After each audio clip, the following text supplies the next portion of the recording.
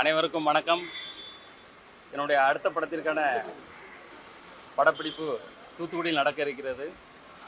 அதில் கலந்து கொள்வதற்காக நாங்களும் எங்கள் படக்குழுவும் அங்கு சென்று கொண்டு இருக்கிறோம்.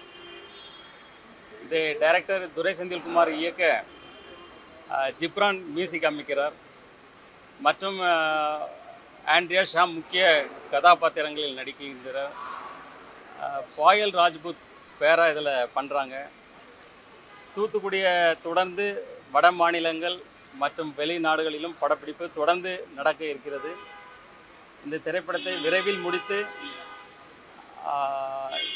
ஏப்ரல் மாதத்தில் திரைக்கு கொண்டு வர எங்கள் படக்குழு முழு முயற்சியோடு செயல்பட்டு கொண்டிருக்கிறது. இது ஒரு லெஜண்ட் படத்துலேருந்து இது டோட்டல் கான்ட்ராஸ்டாக இருக்கும். ஒரு ஆக்ஷன் த்ரில்லர் ஓரியன்ட் ஃபிலிம்.